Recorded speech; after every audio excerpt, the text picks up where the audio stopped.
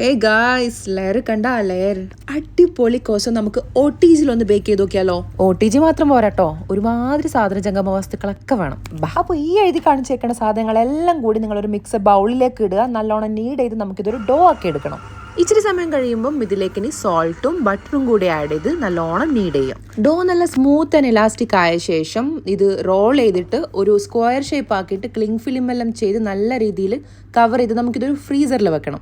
ഇത് എന്നിട്ട് പിറ്റേന്ന് എടുത്തിട്ടാണ് ഷീറ്റ് ചെയ്യുന്നത്. അപ്പോൾ നെക്സ്റ്റ് ഡേ നമ്മുടെ ഡോ എടുത്ത് പുറത്ത് വെക്കുക. എന്നിട്ട് ലാമിനേഷൻ ബട്ടർ ഇതുപോലെ വെച്ച് കൊടുക്കുക. ലാമിനേഷൻ ബട്ടറും നമ്മുടെ ഡോവും ഏതാണ്ട് ഈക്വൽ ടെമ്പറേച്ചറിലായിരിക്കണം കേട്ടോ.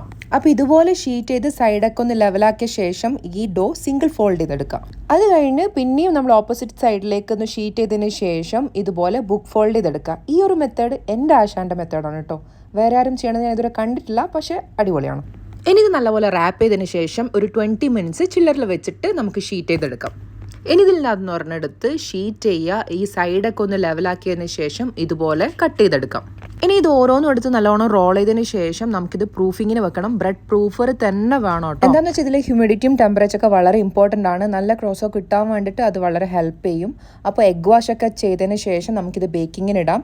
180 ടെമ്പറേച്ചറിൽ ഒരു 20 to 25 മിനിറ്റ്സ് ബേക്ക് ചെയ്യുക. അടിപൊളി കോസോ ഇവിടെ റെഡിയാണ്. ഞാനിതിൽ വലിയ എക്സ്പേർട്ട് ഒന്നും അല്ല കേട്ടോ, പക്ഷേ ഇതുപോലെ വീഡിയോ എടുത്തിട്ട് ഷെയർ ചെയ്യാന്ന് വെച്ചാൽ വളരെ ബുദ്ധിമുട്ടായിരുന്നു. എനിക്ക് തോന്നുന്നത് വളരെ എക്സ്പീരിയൻസ്ഡ് ആയിട്ടുള്ള ഷെഫുമാരടക്കം വീഡിയോ ഇങ്ങനെ ഫ്രീ ആയിട്ട് കൊടുക്കാത്തതിൻ്റെ റീസണും ഇതാണ്. നല്ല പാടാണ് ഗൈസ്.